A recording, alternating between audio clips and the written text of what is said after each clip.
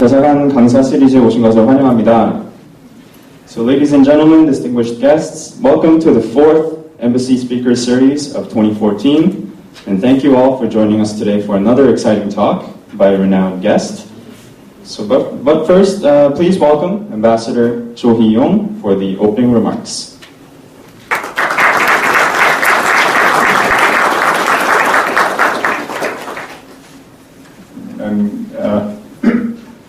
Good evening, distinguished guests, ladies and gentlemen. And I'm very pleased to welcome so many Canadian friends and the fellow diplomats to the first Embassy Speaker Series of the season. Thank you all for being here with us this evening. And first, I'd like to express my deep appreciation for your continued interest in Korea and for your full support for the development of the bilateral relations between our two countries.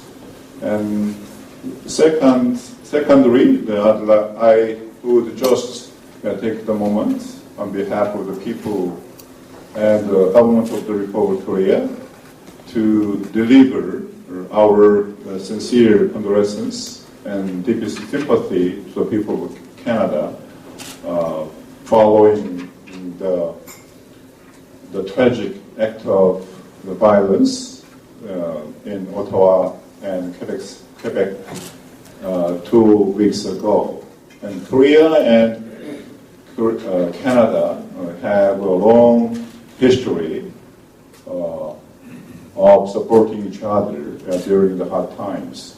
So we Koreans continue to stand beside the Canadian friends in solidarity and support.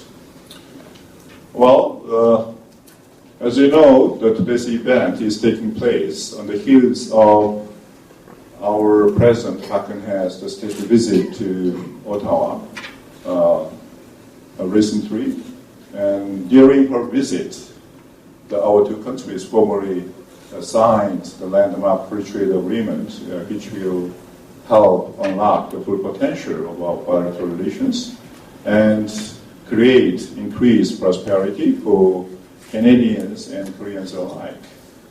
Our two leaders also made a firm commitment to raise our relations to a new level with the launch of strategic partnership for two countries. And this partnership will lay out the long-term direction for stronger bilateral relations and deeper engagement in addressing regional and global issues. As like-minded countries, the Korea and Canada and Korea, have already enjoyed excellent partnership in addressing so many the global issues in international era, such as the human rights and the international development cooperation and peacekeeping and the non-proliferation of the weapons of mass destructions. And we two countries are also actively engaged in the United Nations and the APEC and the G20 and other multilateral institutions, including Arctic Council. Our two leaders have agreed to further advance our bilateral cooperation in these international fora.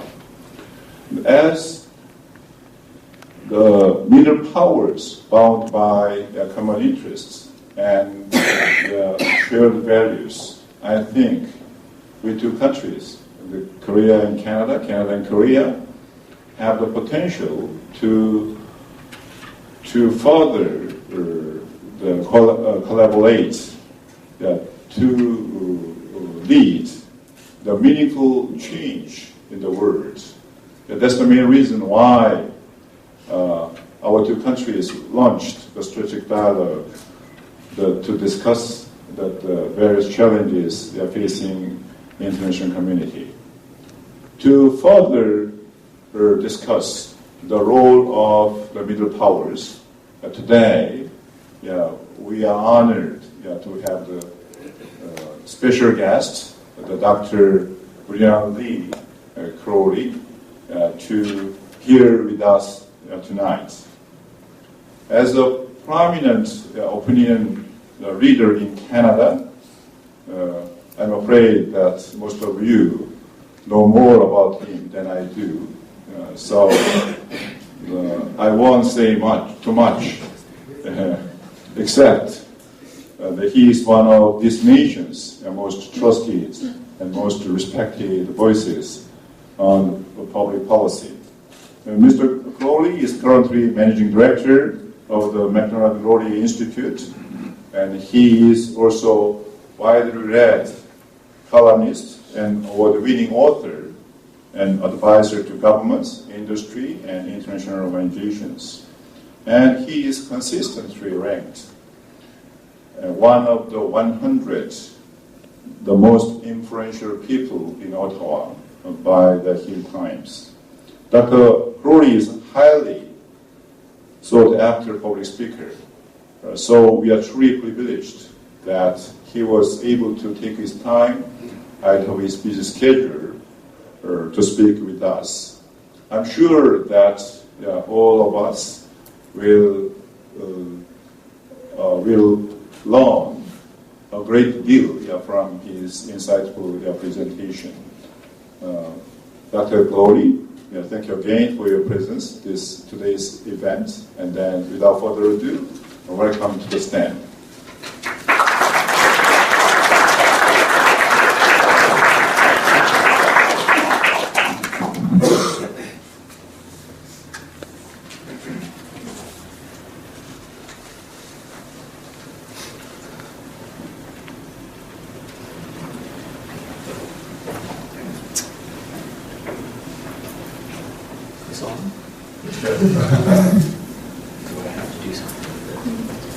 What's this? We have left off. Well, ladies and gentlemen, thank you so much, Ambassador Cho, for the kind introduction. I don't think the people in the room know more about me than you do. The proof is that they're here. And I'd like to start my talk this evening with a story. It has the merit of being a true story, but it's also a parable about the values that alone can ensure that the middle powers of the democratic world can and will protect their precious heritage. For while it may be true, as it has often been said, that countries do not have values, but only interests, I believe it is also true that the values that distinguish the liberal democratic societies of the world, that distinguish those societies from the rest of the world, that those differences in values are so foundational to our success and our character, that protecting them is a permanent interest of ours. And the story that I want to tell you comes from a good friend who was brought as a young child from the Holland of his birth to live in Canada. And the story is how his family came to choose Canada as the country they wanted to live in. Some in this audience will know that the liberation of the Netherlands from Nazi occupation was a job that fell to the Canadian forces in World War II. And this job was carried out with typical Canadian effectiveness and self-effacement. The losses were considerable. Now, my friend's father was walking down the road in Holland not long after the Nazis were driven from that country, and the sacrifices of Canada and its troops on behalf of the Netherlands were still fresh in his mind. And walking down the road in the opposite direction came a Canadian soldier. And so my friend's father stopped the soldier, and he said something like, "You don't know me, and I don't know you, but I know who you are and what you represent. You and your fellow Canadians came from across the Atlantic, from far away, knowing nothing of our country and having little at stake here. At great expense in blood and treasure, you have freed us from cruel oppression. And I imagine that you have lost friends and colleagues in the effort. The least I can do is to tell you how deeply grateful my fellow countrymen are for what you have done for us. According to my friend's father, the Canadian looked at him quite calmly, smiled and said, and I quote, "No need to thank me, sir. We had a job to do, and we did it." The soldiers saluted and carried on down the road. Apparently, my friend's father arrived home and announced to the family, "I think we have found the country where we must go to live." And my friend is now, by the way, a distinguished member of the Canadian Parliament, Peter Stauffer. Now, please remember that this story might just as easily have been told by a Korean during the conflict in Korea. And that Canadian soldier could just as easily have been my father in either case, because he served in both wars, in both the Second World War and Korea. This anonymous Canadian might almost have been quoting one of the great wartime leaders of the Argylls, the regiment of martyred Corporal Nathan Cirillo, who said that his work in the Second World War, quote, was to save lives and get a job done. Talk about typical Canadian understatement. Please bear all of this in mind as I tell you the rest of what I would like to say tonight. Let me deal, first of all, with the issue of what I believe are the foundational values which shape, beyond all doubt, the character of Canada, a middle democratic power, values whose integrity and defense are, I believe, what unites the countries of the Western Alliance, an alliance which includes Korea, as well as Canada, the NATO countries, Japan, and several others around the globe. And once I establish what I think those values are here in Canada, I'll try and link them to a network of like-minded countries we usually refer to by the shorthand of the Western Alliance, even though, as I've said, that alliance is far from solely Western. I probably don't even need this. It's going to cause feedback. Perhaps you could take it away. Thank you. So, Canada first. I frequently have people tell me, including many people from the diplomatic community, that Canada is a lucky country. Canada is a lucky country. I often ask them, well, I agree, but I'm interested in why you think that. And so often the answer is, why? Because of its fantastic endowment of natural resources, including water and agricultural land and minerals and coal and oil and gas. The rest of the world looks on in envy at such a natural endowment. But I always tell them that I think that while Canada is lucky, that's not the reason. That's not the reason why. The reason why the world beats a path to our resources is not chiefly due to the fact that we have the resources. What makes that endowment of natural resources almost uniquely valuable in the world is that it exists within another, vastly more important endowment of rules, institutions, and behaviors. Consider that the world's wealthiest societies, Switzerland, Japan, Singapore, Taiwan, Germany, Korea, many others I could name, have really no natural resources to speak of. On the other hand, economists often talk about the curse of natural resource wealth, because many of the societies that are blessed with such wealth do not know how to control it. And like many a lottery winner, they are ruined by their good fortune. Think of Nigeria, Venezuela, Indonesia, Angola, Algeria, Russia, Saudi Arabia. Ask yourself if you think life is better there for the average person than it is in Canada. I'm certainly of the view that the answer is no. So what makes the difference? What makes the difference?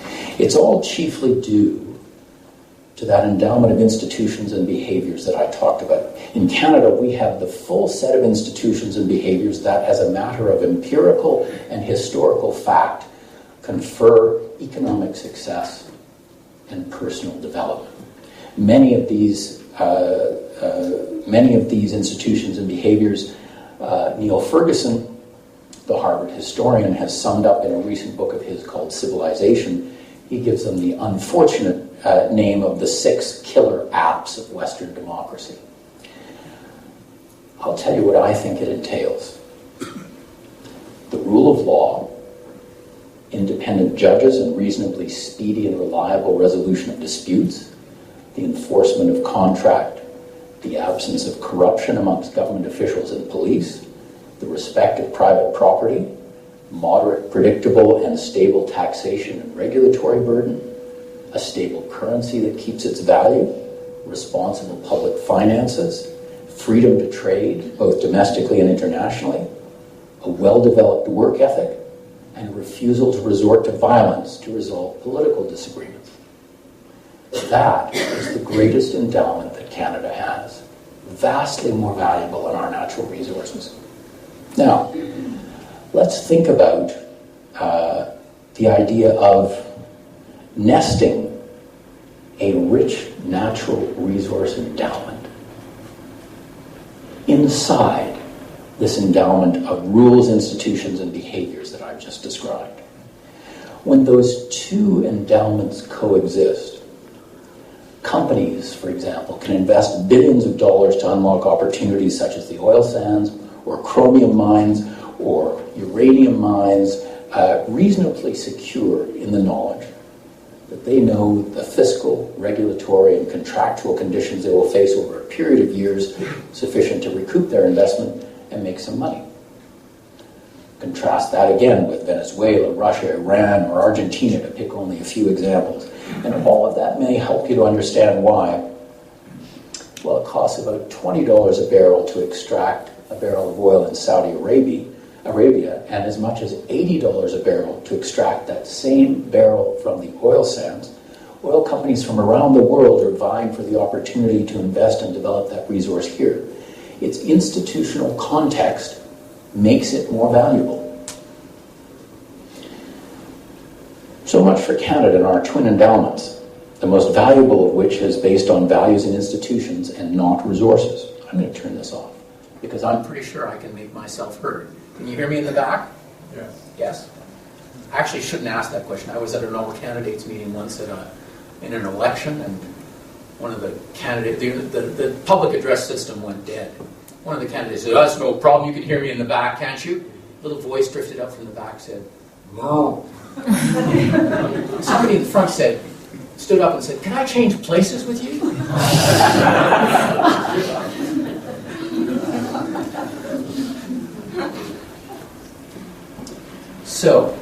So much for Canada and our twin endowments, the most valuable of which is based on values and institutions and not resources. What about this idea that there are common values that bind us to a community of nations defined by such values? We have a tendency among friends in the international community to invoke commonality of interests or values, values, not interests, commonality of values at the drop of a hat. But do the common values that allegedly unite us exist outside the pretty rhetoric of diplomatic speeches? I believe that they do, but that these values are not self-evident, nor are they easily described or understood. They're certainly not eternal verities, but are fragile human achievements that must be nurtured and protected. They are not unchangeable facts about the world. Let me say at the outset that when we talk about these values as ones worth preserving and nurturing, we clearly mean something more than that we should trade with each other. This is not just about money. After all, the language of trade agreements is one that can and does apply to our respective relationships with China, the BRIC countries, for example, at least as much as it does to our relationship with other liberal democracies. I'd even argue that the imperative to trade with fast-developing countries is perhaps greater than the imperative to trade with mature, developed democracies. And there's little difference about talking about free trade between Canada and China, or Canada and Korea, or Canada and India, or any one of a number of pairs of countries I could mention. We have the same interests around the world, stability and safety in global financial institutions based in London or New York or Frankfurt. as much as in Shanghai or Mumbai. So this is not what the shared values of democratic middle powers are all about. Or else the diplomatic, economic, social, cultural, and military commitment that has traditionally bound us together in the post-war period is in deep trouble. We've often heard that the relationship of shared values is based on freedom and democracy. But surely while this is getting closer to the truth, it doesn't get us the whole way there. Hugo Chavez was democratically elected. The Castros think they have freed Cubans from American domination. The Iranian revolutions served to free Iranians to live according to God's law as revealed to Muhammad and as interpreted by a theocracy. These people all have the mere forms of democracy and freedom. They do not have its precious essence. We believe, in the liberal democracies, in a special kind of democracy, where even the will of the majority is bound by laws and rules. We believe, in other words, that even majorities may be wrong, and there are certain things that majorities ought not to be allowed to do, such as oppress minorities. This means that constitutionalism and the rule of law are an integral part of the values that unite the liberal democracies.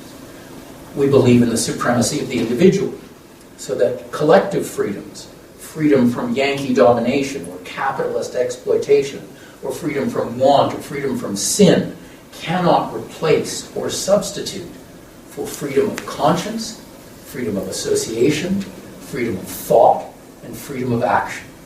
We believe in freedom not just for itself, but because freedom alone allows the fully human life.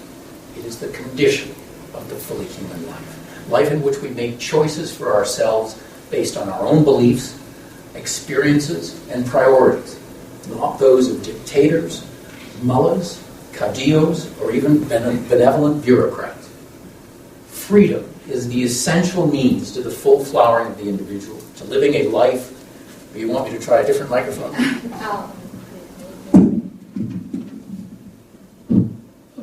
Try that one. And that is the highest good. This flowering of the individual is the highest good at which society can aim. I want to draw your attention to something.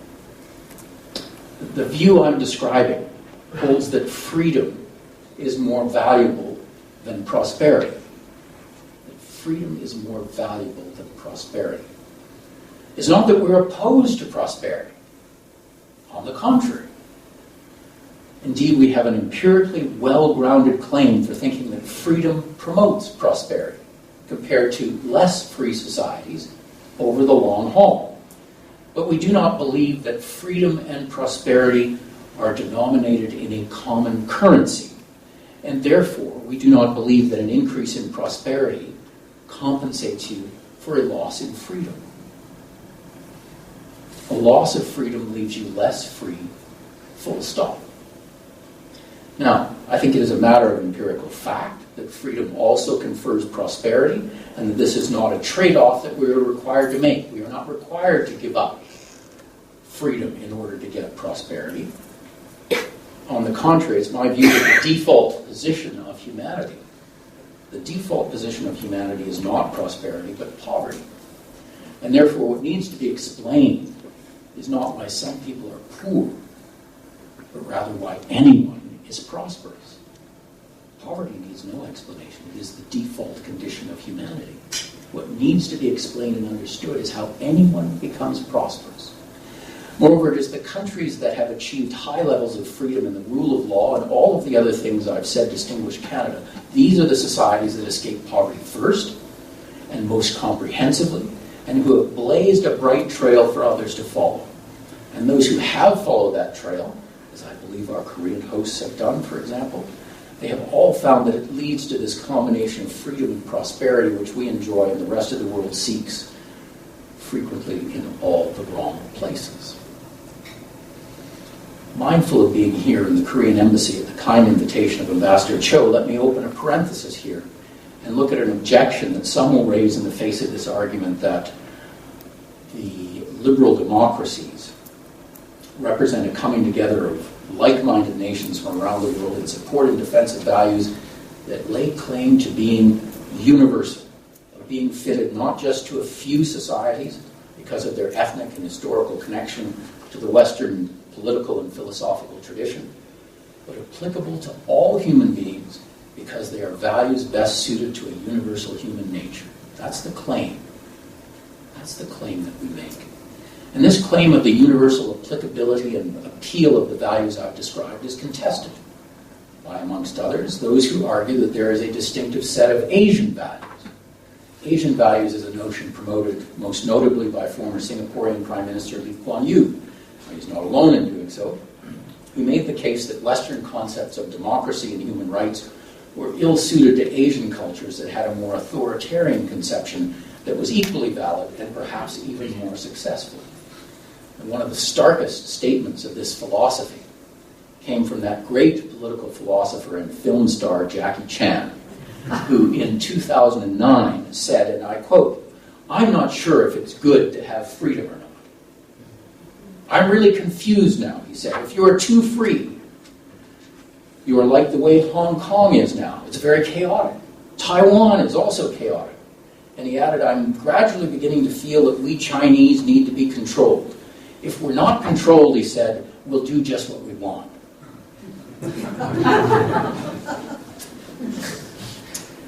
I'll mention, just by the way, that this idea of the existence of Asian values and their potential superiority to Western ones is one I encounter frequently among Western businessmen who are agog at the success China and some other authoritarian societies in Asia enjoy in pushing forward immense and ambitious projects. Think of the Three Gorges Dam, or the vast expansion of Chinese cities, building of infrastructure.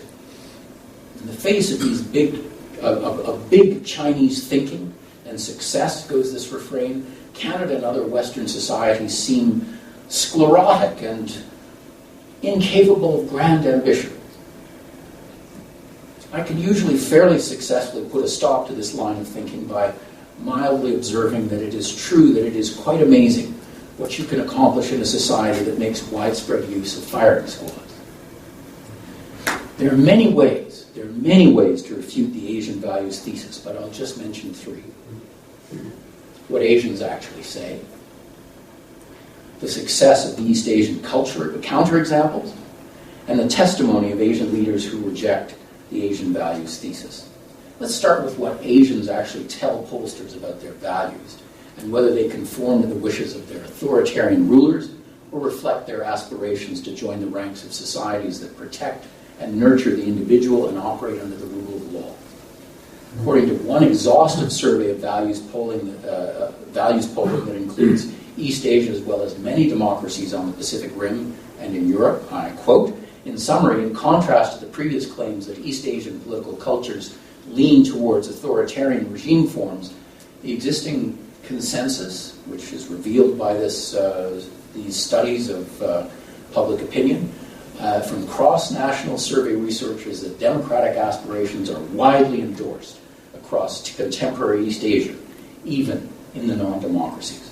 And later, the authors conclude their article by saying, and I quote, "Our research should at the least contribute empirical evidence to other criticisms of the Asian value thesis, which claims that Confucian values and the resulting social authority relations are a significant impediment to democratization in Asia.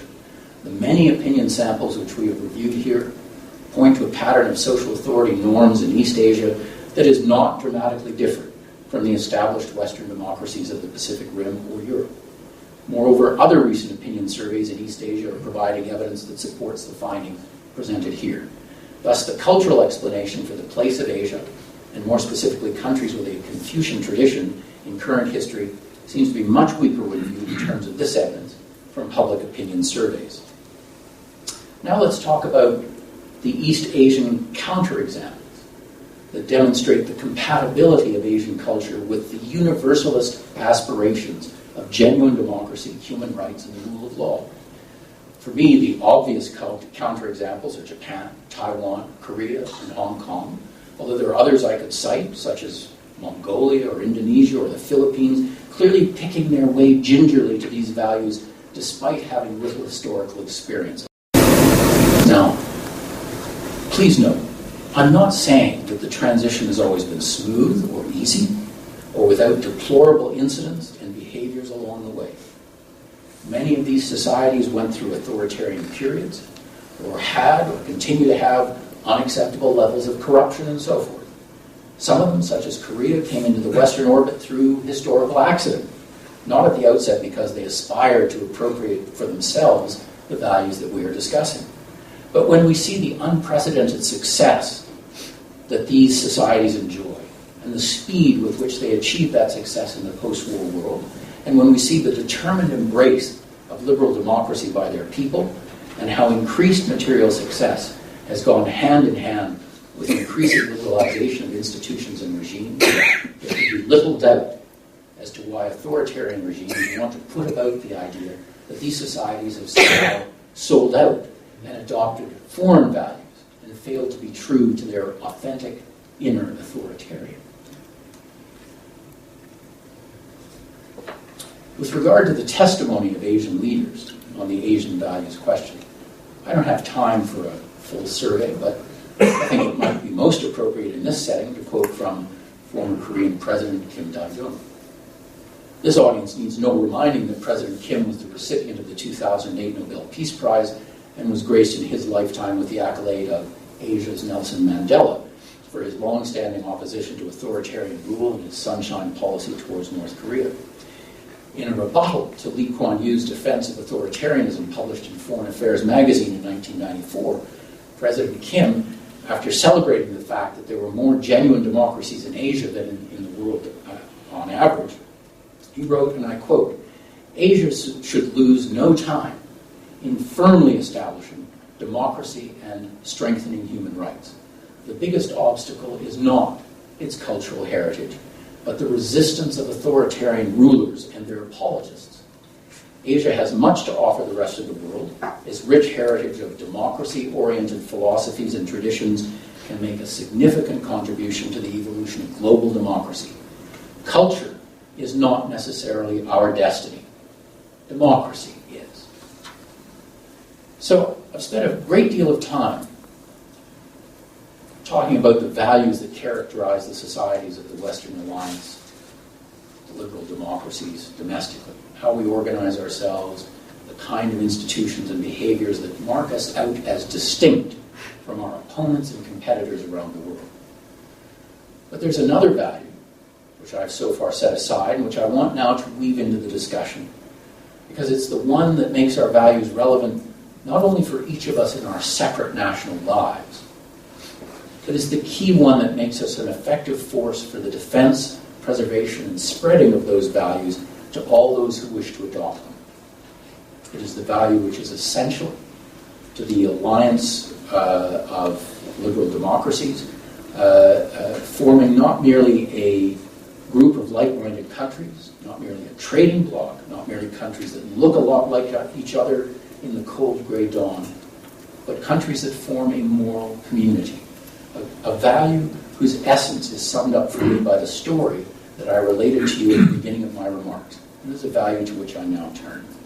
This is the value of self-sacrifice. The belief that because individual liberty and responsibility for self is the highest good, because limited government and constitutional democracy and the rule of law are the essential means to that end, that we are all prepared to make sacrifices in order to preserve and protect that good and those institutions. As the Prime Minister so movingly remarked in his funeral oration for Corporal Nathan Cirillo, and I quote, "Corporal Cirillo knew what all those men and women who died before him in the service of Canada also knew. The only values really worth living for are those also worth dying for.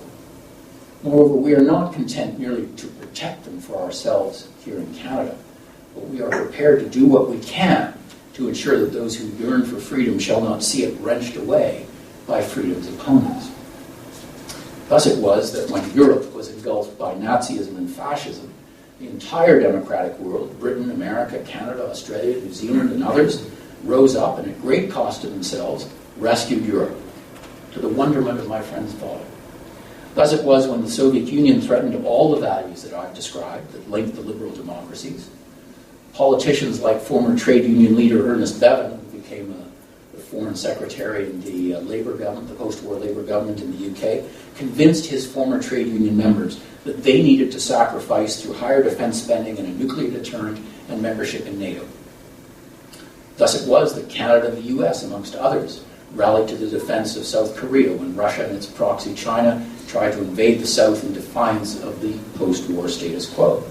Thus it was that Canada and America put military bases in Germany for the sole purpose of guaranteeing that if Soviet tanks rolled into Western Europe, they could not advance without attacking our two countries as well as the Europeans. We put ourselves intentionally in harm's way as a sacrifice to protect shared values. Thus it was that decades later, a number of West European leaders made big political sacrifices in order to support American policy in Europe designed to turn up the heat on the Soviet Union, such as the stationing of cruise missiles, policies that ultimately resulted in the failure of the Soviet Union and a vast expansion of human freedom. Note that most of this was not the military solution that Barack Obama so reviles, but note too that it was a solution that depended unequivocally on a demonstrated willingness to use the military solution if all else failed. If all else failed. Red lines and the willingness to enforce them were key, and I'll come back to red lines in a moment. For now, remembering that splendid legacy of sacrifice in the name of our values brings us at long last to the central issue of tonight's talk. How does Canada, as a middle power, and other similar liberal democratic middle powers, how do we protect ourselves from those who wish us ill, who believe that our way of life is an affront to their ambitions and most cherished beliefs, while not ourselves damaging or endangering the very things we wish to protect? Perhaps the first question I need to address here is whether, in fact, the world is a dangerous place, as the title of my talk claims, and particularly a dangerous place for liberal democratic values. I don't think that it takes a lot of imagination to see the dangers that lie in wait for us. Whether it is the nuclear proliferation threatened by rogue states, or the slaughter of innocents in the Middle East, or China's ban on exports of rare earths, a dagger aimed at the industrial heart of several Western-aligned nations in East Asia, or China's efforts to achieve regional dominance in the waters of East Asia after centuries of freedom of the seas. Many other threats that I could mention. Let me focus for a moment on just one of these threats. The reemergence of Russia, not as a communist power, but as a self-conscious reinvention of itself as a geopolitical polar opposite to America. Russia has been deeply offended by its loss of prestige in the world, and especially in the eyes of its old adversary, the United States. When President Obama told Russians that he regarded them as a mere, quote, regional power, they realized that they were now humiliatingly seen as a kind of Brazil with aging nukes. President Putin has, with infinite cunning and forethought, used Russians' deep patriotism as the foundation of a military and diplomatic resurgence.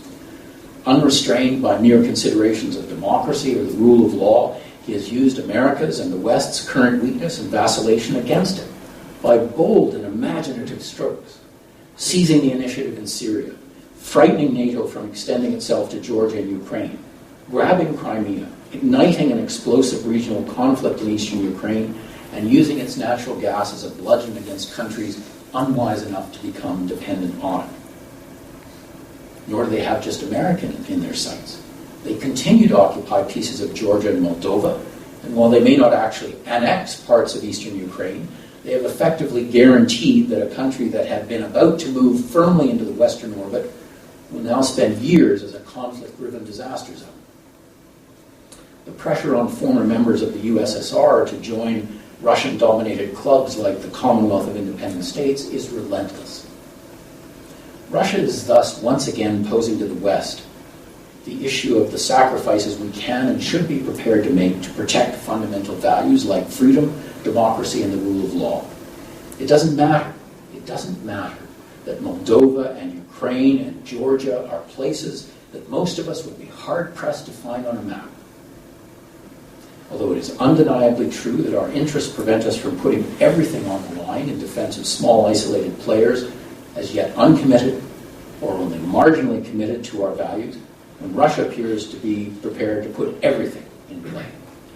The point is that every success for Russia in its aggressive expansionist policies is an incitement for them to up the pressure.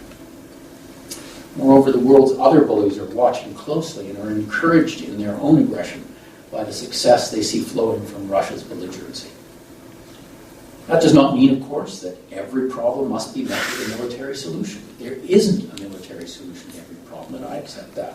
As I've already suggested, the military solution is almost never necessary when your level of resolve demonstrates that it will be used if less dangerous measures do not produce the desired result.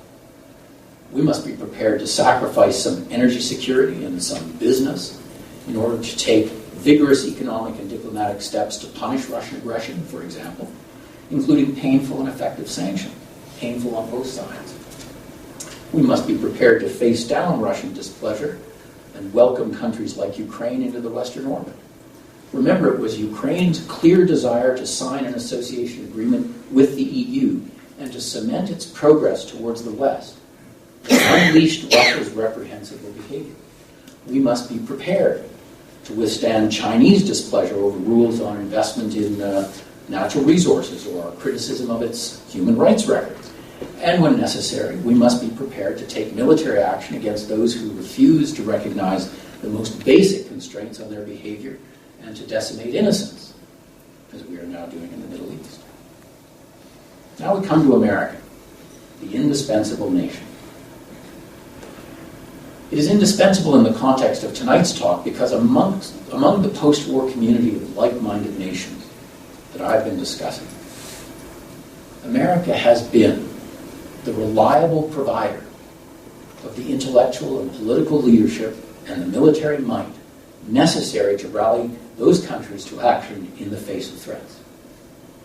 American leadership of what we used to call the free world was simply a given. It was based on a bipartisan commitment in Washington.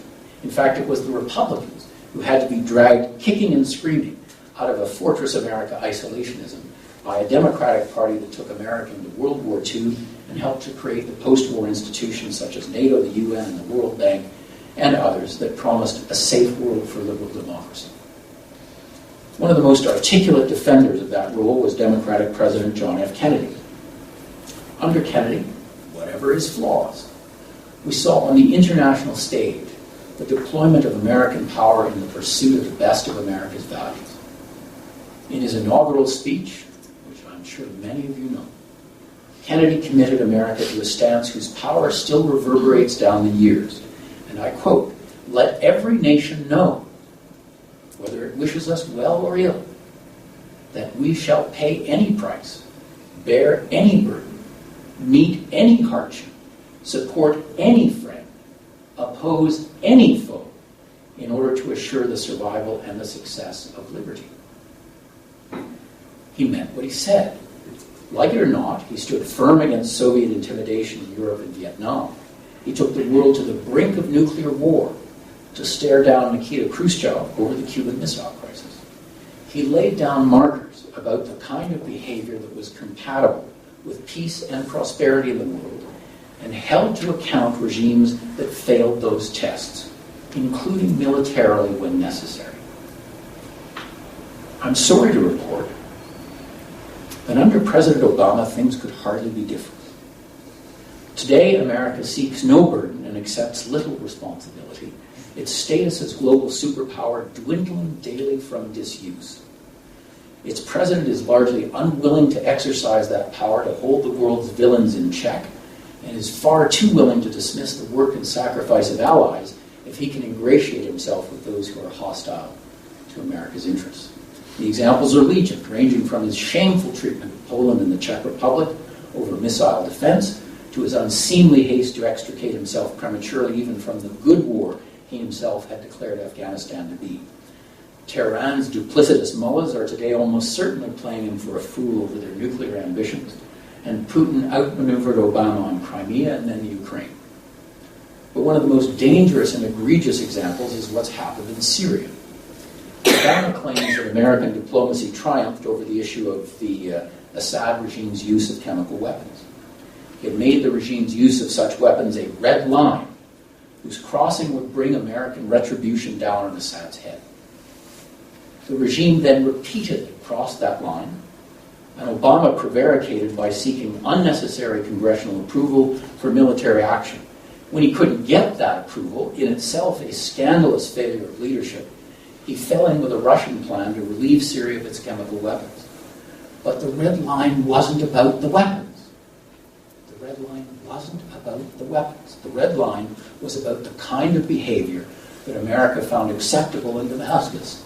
Obama, in effect, warned Assad that any regime that used chemical weapons against its own civilian population put itself beyond the pale, and that America would punish lapses by military action if necessary.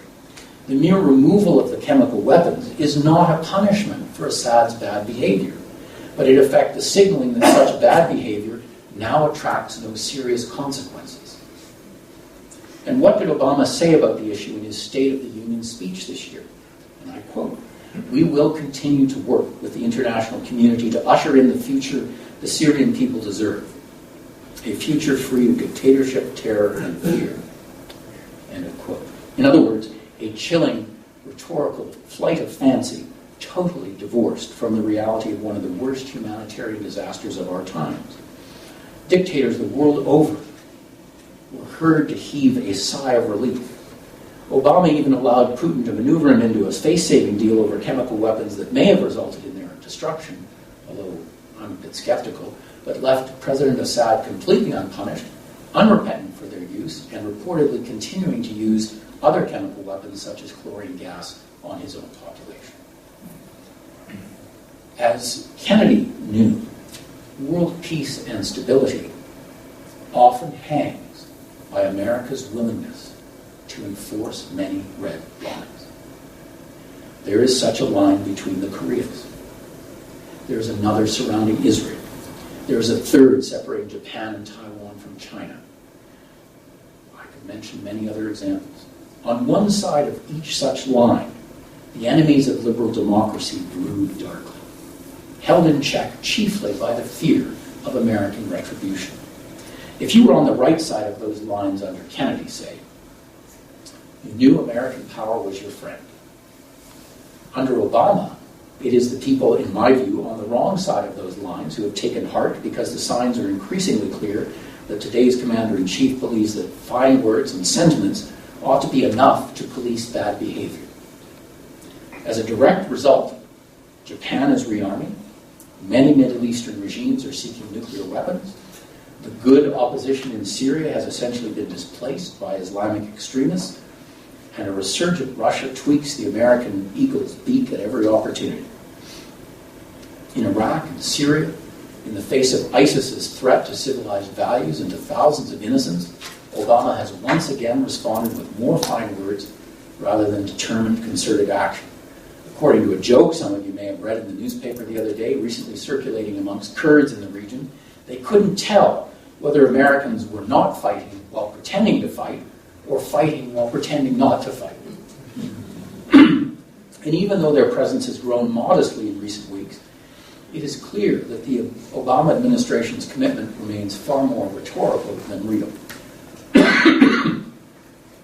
It's too early to tell whether the Obama administration's abdication of international leadership of the liberal democracies is now an enduring feature of American foreign policy, or merely an aberration. The signs of the moment are equivocal. On the one hand, we have, for example, the clearly expressed disquiet of American public opinion in the face of ISIS's abuses and the widespread support for intervention. On the other hand, the bipartisan coalition of political leaders committed to the defense of liberal democracy that included Democrats like Sam Nunn and Scoop Jackson, as well as Republicans like Barry Goldwater and John McCain, is a fading memory. Democrats have largely jumped ship, while one of the rising stars of republicanism is the neo-isolationist Senator Rand Paul. Of course, it is also true that America has often and rightly felt that much was expected of it and not much given in return. Canada, along with many of the middle powers of the liberal democracies, has often called upon this community to take action, but been unwilling to put in the investment in economic resolve, diplomatic commitment, domestic security arrangements, arms, and people proportionate to the benefit we derive. America has largely shouldered that burden. I've been critical of Obama's overblown rhetoric and anemic action, so I must be consistent and say that Canada in recent years has talked a good game but has failed to deliver. Just today, the Conference of Defence Associations, rightly in my view, criticized the current government for starving the Canadian Armed Forces of the troops and material needed to be an effective fighting force. If Canada wants to see leadership from its fellow democracies, and particularly the middle powers, it must itself lead by example. And in doing so demonstrate to America that those who benefit from that country's commitment to the world do so not as dependent but ungrateful vassals, but rather as countries that carry their own weight in the alliance. I suspect that as the middle powers like Canada see America confirm its extreme reluctance to do more than talk about international security, they will do more out of self-interest in any case, as countries like Japan are doing, and I suspect a lot of former Soviet vassal states such as Poland and the Baltics are also doing in the face of what's happened in Ukraine. But as middle powers, we need to do more to get America to re-engage. It is, after all, still the indispensable nation. In that regard, I note the irony of the fact that while there is an international club for just about everything, one for former members of the British Empire, one for countries that speak French or aspire to do so, one for big economies, many for the developing world, there is no club that brings together the liberal democracies in a commitment to defend themselves and to coordinate their efforts to protect and nurture their values as they spread to other societies across the globe. Once upon a time, in the rubble of World War II, the victorious liberal democracies could think that that was the role of the UN. But the explosion of the number of autocratic countries in the world and the institutional failure of the Security Council have, in my view anyway, long since put paid to that dream. In the face of the Soviet threat, the phrase we used to use was collective security. NATO was an effective response, but today is too limited geographically, and some of the members are increasingly doubtfully committed to the values of liberal democracy. Collective security is what we still need today, however much the context may have evolved. But whereas America effortlessly provided the leadership that was needed, it may now fall to the middle powers, countries such as Canada, Australia, Japan, and I won't speak for Korea, and others, to coax America back. We middle powers cannot achieve what needs to be done alone. But we can help to create the conditions in which the indispensable nation once more welcomes, rather than resentfully resists, the responsibility that great power inevitably brings in its wake. And we need to do more to bring middle powers like India into our community of like-minded nations with which it shares so much. My view is that the decisions ahead of us will not just be driven by what we want in the liberal democracies, or what we would do in a world which contained no threats to us. That is not the world we inhabit. And many of our actions will be driven by the threatening behavior of others. We, by which I mean we, the bearers of liberal democratic values, are constantly faced with regimes and peoples who are in absolutely no doubt about the values that they embrace and who demonstrate a willingness to make great sacrifices to preserve and promote those values at home and to project those values abroad. There are tests of strength going on all the time, all over the world, between our liberal democratic world and the Russians over Ukraine, or energy supplies, or with the Iranians and the North Koreans over nuclear proliferation, or with international terrorist groups over our ability and that of innocent populations to live free from attack, or with the Chinese over currency manipulation, or dominance in the Asian seas, or control over natural resources around the world. These struggles are going on now. America will continue to be the world's greatest superpower, but it is undeniable that its relative power, not its absolute power, its relative power is receding. The prosperous industrial, liberal, democratic middle powers will be vital in the years to come, for no one will be able to shoulder the burden alone. In conclusion, let me underline yet again what the stakes are. We're not talking about free trade or open skies or sound banking regimes. Desirable as those things are, we can have them with anyone.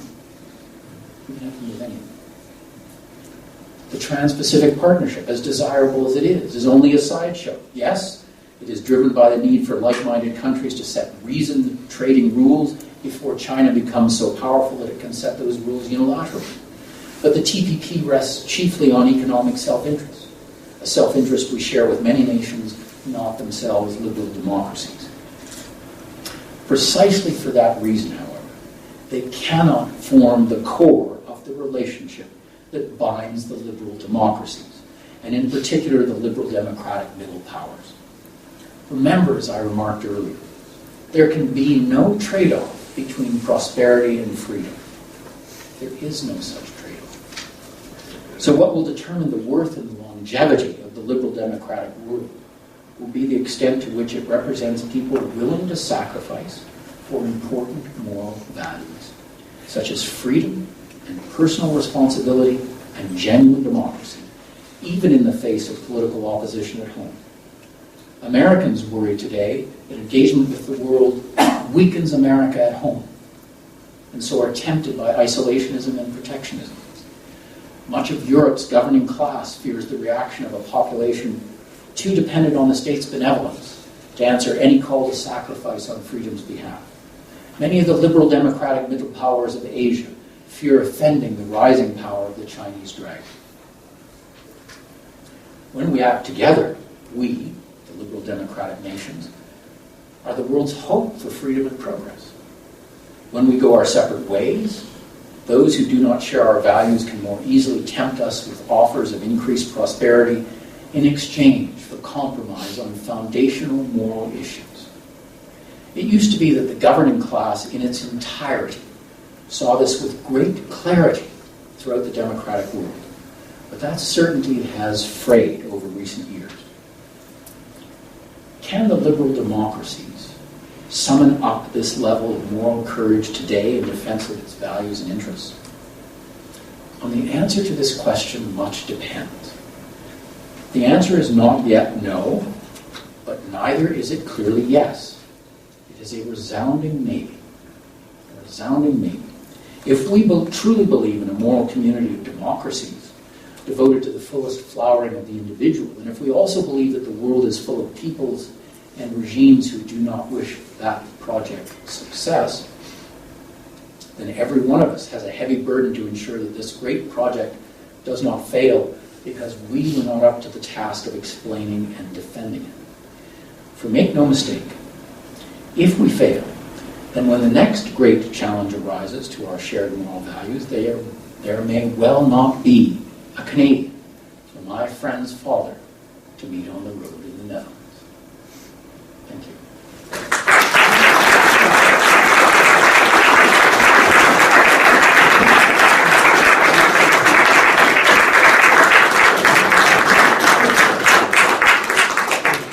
Thank you very much, Dr. Crowley, for the engaging and thought-provoking talk today. And with your permission, of course, we'd like to open the floor to some Q&A.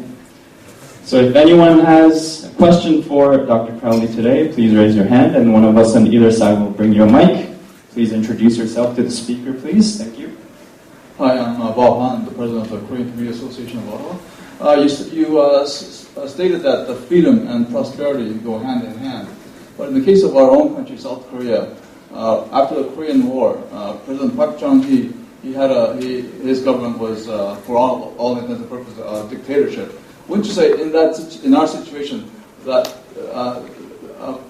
in order to maintain stability, to ensure economic prosperity, that a certain amount of authoritarianism was required, whereas if there was too much political freedom, that you could have different sides trying to gain power, and that would create political instability, which would have been detrimental to the economic growth of the country? Well,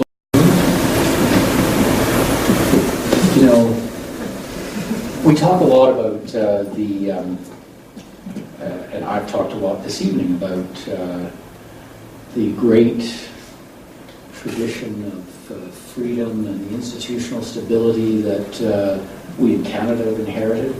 You know, we don't have to go back very far in history to, say, the English Civil War, to realize that that tradition itself comes from great conflict, and that, you know, democracy and the rule of law and all these great institutions and behaviors that we so value today don't spring full-grown from the forehead of different societies around the world. These are things that are acquired through hard struggle. Every society comes to them in its own way. I'm not in a position to pass judgment on how Korea got to where it is. I know that the society that I have the privilege of being the inheritor of, and all Canadians do, was born in many ways out of terrible conflict. And it was only when we learned, I remember one of the institutional endowments that I said that Canada enjoyed, one of those endowments of behavior, was an unwillingness to resort to violence to resolve political disputes. That's an example of something that, you know, you can't make people do that. That's a conclusion they have to come to for themselves. And so I celebrate the fact that Korea went through all of those stages to achieve what it has achieved today. And I don't think it takes anything away from their great achievement, the fact that there were many difficult stages along the road. Question? There's another question from that side. We'll go back and forth. Thank you very much for a very impressive and, of course, tremendously informative presentation, Dr. Crowley. Can you hear me? I can. I just wanted to start singing here. So, I'm certainly one of the many converted here to every single idea you've expressed in such sophisticated and clear way. Liberal democracy being the raison d'etre of just about any advanced society. And actually, in the wake of what the gentleman before me was mentioning, the Republic of Korea, is the most fundamental, one of the 2 or 3 most important examples in the world of lack of democracy or totalitarianism inevitably reaching democracy politically within a certain period of time, in the case of Korea in the mid-1990s.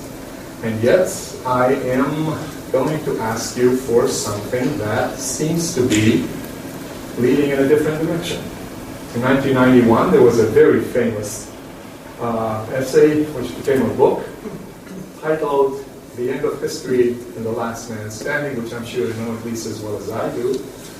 And here we are, about 25 years later, or slightly less, and there's a role model of sorts, which seems to be showing that totalitarianism, the moment it results in significant improvement in prosperity, is fine.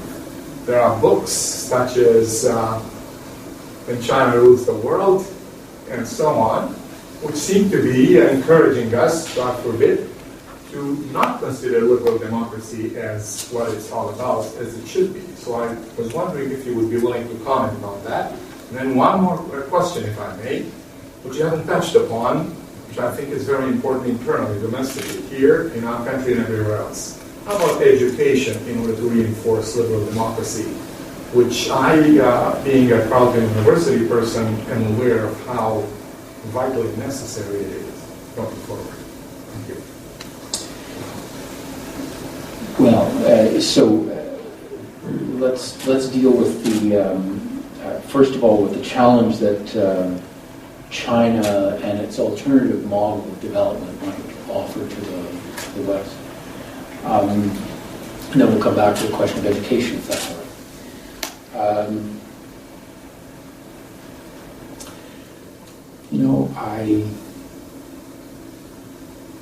I'm sorry to say I'm old enough to remember when Japan became the second largest economy in the world, and there were headlines in all the newspapers saying Japan set to overtake the United States as the largest economy in the world, and the alternative model of Japan is beating the pants off these poor, weak, disorganized Western countries.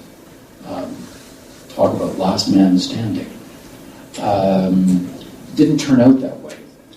Now, your question requires me or invites me to engage in some crystal ball gazing, because necessarily we are living through a contest of systems and wills, the outcome of which is not yet clear. I've laid out some of the reasons to think that the liberal democratic model has more staying power than any alternative system. I've made the case that liberal democracy is not just one system amongst many, but it actually lays a claim to be uniquely suited to a universal human nature. Now, this is an empirical claim, and so the future holds the answer. I maintain my argument that I think the past and the many challenges that have been offered over the years to the tradition that I'm describing,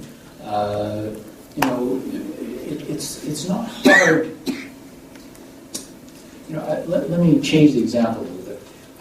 I remember very well when I was a graduate student in London, in the UK. A group of us went to the what was then still sort of say the Soviet Union, and one of the members of our group went to the Museum of Soviet Economic Achievements and came back and was just blown away by what he'd seen. Blown away by what he'd seen. Now that would have been 1984. 5 years later, the Soviet Union had collapsed. Now, I tried gently to explain to him at the time why what the Museum of Soviet Economic Achievements did was to show the record of something that looks impressive but is actually not hard. In other words, if you are a large society and you determine we're going to become the world's largest steel producer, well, you can divert resources from all kinds of other things and build steel factories, and you can become the world's largest steel producer. And if that's going to be counted as one of the Soviet Union's great economic achievements, it goes in the museum. But the irony is that behind all that, they were starving their society of other necessary resources. This is a society that could determine that it would put a man into orbit or become the world's largest steel manufacturer, because those are simple, obvious, straightforward things. You can invest the money, you can get the job done. But they couldn't feed themselves, they couldn't clothe themselves, and they couldn't house themselves. So, I am never all that impressed by societies that can produce huge, impressive individual achievements. I think the great strength of the liberal democratic model is that it speaks to the whole human being, and it addresses all the human being's needs, and does so without any central authority determining what those needs are. That's the great strength, and I don't believe that any alternative system can in the long run overcome that. Don't know if that's a helpful answer, but I think it's the correct one. Education. Well, the end of my speech was an appeal to people in Canada to learn and understand, and to then pass on to others in Canada what it is that makes Canada great. because this is something that is not understood. We have many, many ideas about what distinguishes Canada, and many of them are fine, I don't mean to dismiss them, but to understand what really distinguishes Canada, I think takes some considerable time and energy and thought. And I often worry, and I say this as a recovering academic. I taught for many years at Dalhousie. I have a PhD from the London School of Economics, book published by the Oxford University Press. I have all the stigmata of academia. And I can say with some confidence that in a lot of academia, not only are these ideas not communicated, they're held in contempt. I don't think that's too strong a word for it. And so I actually think that one of the great challenges that Canadian society faces is that the institutions by which we transmit to the rising generation an understanding of ourselves, those institutions are failing. They have failed to come to grips with what truly distinguishes Canadian society and how Canadian society has achieved the great things that I think it has done and the threats that exist to that continuing in the future. I actually think this is one of the... I would even rank this the most important challenge that Canada faces. Since we're sort of pressed for time, I think we'll make time for just one more question, if that's okay. Thank you very much. Thank you, Dr. Crowley, for your presentation and for the performance that you delivered that presentation. I'm the counselor of the Turkish Embassy, and I also thank you for that, reminding me that there are still some large-scale conflicts and threats to the liberal democracies in the world, which is not neighboring my country, like the ones in China and in the example of Korea. It was relieving to hear that. My question is... I didn't think of it as a relieving thing, but it never... Too many surrounding us, Ukraine, yes. Russia in the north, Iran, Syria, Iraq, and Israel, Palestine, and we are surrounded with many conflicts. So it was good to hear that there is still some away from us. But you mentioned the importance of the individual freedom, and like President Kennedy mentioned, the importance of success to defend those freedoms. And but in the face of today's threats, do you see such a risk to those individual freedoms in the liberal democracies that we live in? Thank you. So is your question whether or not the threats that the liberal democracies face from outside, does it pose a threat to internal freedoms within the liberal democracies? The reactions. Do we risk overdoing it? Well, look, that's always a risk, and it's a risk against which we must guard. But I'm always put in mind of some of you may remember the American Supreme Court judge. I'm sorry that his name escapes me at the moment. Alzheimer's can't be far behind. But anyway, he was the chief prosecutor at the Nuremberg war trial. And he was later named to the Supreme Court. By the way, the only Supreme Court justice never to have attended law school, which perhaps explains why he was so brilliant and had so much common sense. He is the one who, in one of his dissenting opinions, said that the Constitution and the rights enshrined in the Bill of Rights, this was not a suicide pact. That, in other words, the fact that we enjoy rights and freedoms does not mean that we collectively cannot take the action necessary to protect ourselves from external threats. We must do so in a way that preserves those freedoms, but we cannot use them as an excuse for not taking the actions that are necessary to protect ourselves. If we fail to protect ourselves, the rights disappear. Right? This is the thing to remember, is that it's not, well, might we not take the action necessary to protect ourselves, not engage in, say, domestic surveillance, et cetera, et cetera, et cetera, and still see the rights survive. I think the answer is, I know it's a bit of a cliche, but freedom isn't free. Right?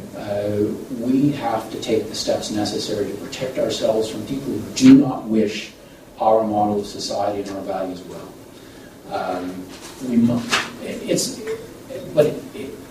There will be mistakes made. We will sometimes overdo it.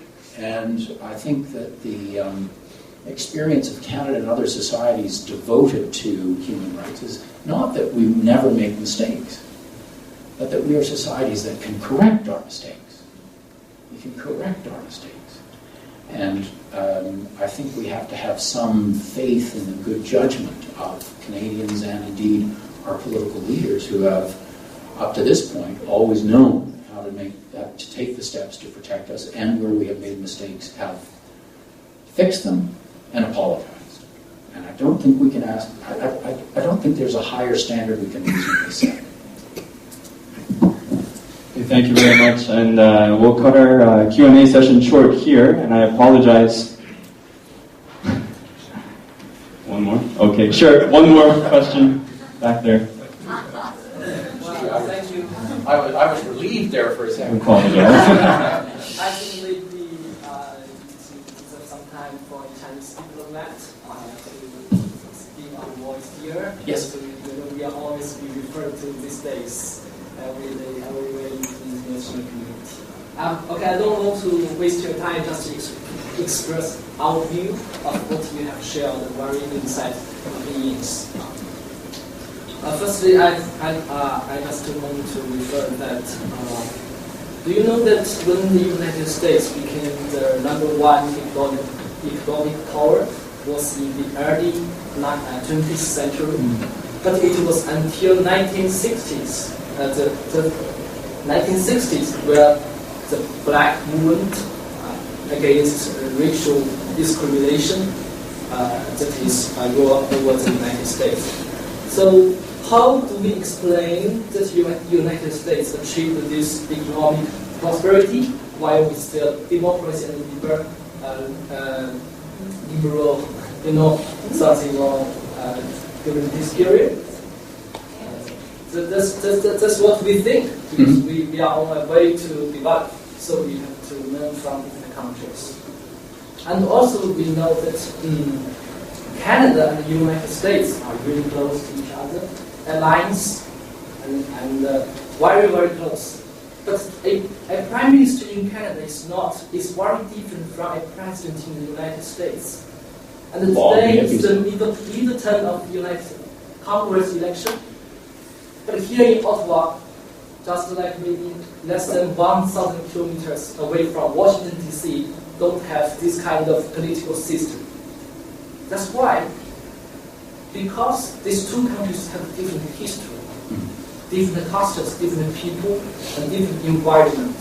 So when these two such close friends have this different political system, so when it comes to a country different from Western country and a country from Eastern country, a country like Canada has only about maybe 300 history, with a country like China has thousands of years of history. So different from history, culture, social systems. and also traditional opinions. When it comes to so much difference, how can we push our opinion to others and defend this burden? And we say that we have to defend it. I think the most important thing that we should think about is this idea suitable to them? They also should have the right to choose. Just every people in the Western countries have the right to choose the way of life. Every man, every girl, every boy, every old or young have the liberty to choose their way of life. Just in the limit of law. When it comes to the international community, I think every country has different history, different nation. They have the right to choose their own way of development. In case that they didn't hurt other countries, they can choose their own way, I think. So when it comes to this problem, that China's development, I think we insist a way of peaceful development. So far, you have, I think, see this development road, no invasion abroad, actually made great contributions to the international world during the Asian financial crisis and also the 2008 financial crisis. This, I think, in the coming days we will hold APEC meetings to promote free trade, and also we have never tried to push our ideology abroad. We just want to share our development fruits with other countries. I think in this case, and it is our diplomatic ideology that all countries, no matter how long their history is, what the nation is, what's their culture, where are they located, whether they have rich natural resources or not, just they can find their own way to development. Okay, Thank you. Yes, of course. Please, I'm not trying to cut you short, but I know that our hosts are trying to wrap up. So, well, look, there's a couple of things. First of all, with respect to the fact that America became the largest economy in the world early in the 20th century, but that the movement for equality for the black community in the United States only achieved its goals in the 1960s. Of course, as a historical observation, this is correct. But I think we have to understand what the process was. What I mean by that is, if you think about Martin Luther King, think about his famous "I Have a Dream" speech. What Martin Luther King was doing was drawing to the attention of Americans, non-black Americans, was drawing their attention to the fact that they had a set of values by which they lived that was not extended to black people. In other words, he was challenging America to be consistent with its values. That the fact that black people had a completely different experience of life in the United States. I think Martin Luther King and the people who acted on his moral appeal all came to the conclusion that this was wrong, that America had failed black Americans, and they were obliged by the necessity to be consistent with their own values to fix it. So the fact that it took a long historical process to achieve that, yes. Is it morally reprehensible, slavery and everything that followed? Yes. Does it somehow disprove the correctness of the values? Well, Martin Luther King didn't think so. Martin Luther King's appeal was for those values to be extended to black Americans. And that has succeeded, and all problems have not been eliminated, but I think that does not represent an attack on the foundational values of America, but rather a historical observation that American society didn't extend them to everybody right away. That's a failing. It's it's in the process of being fixed. As far as your other observations, which I took to be largely ones having to do with China's right to develop in accordance with its own values, of course.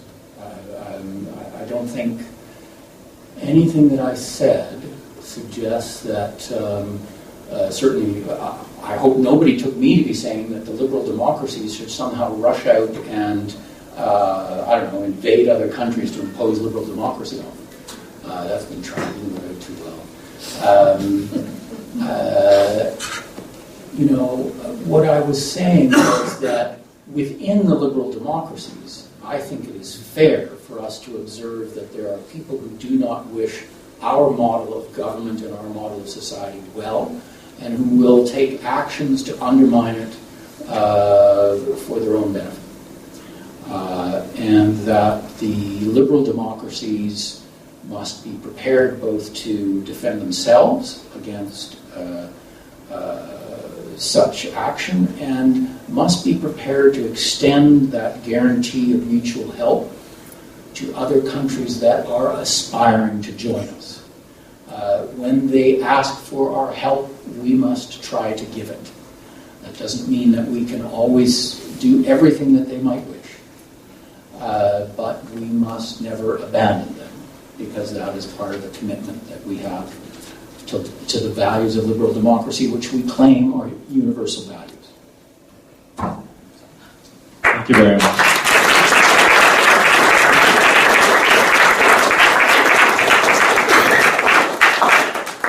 And in appreciation of your time today, we would like to present you with a commemorative plaque. Thank you. Thank you very much. Would you please stand here? Yeah. Okay, great.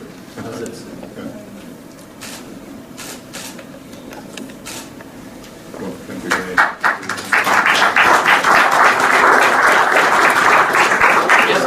But I'm sure Dr.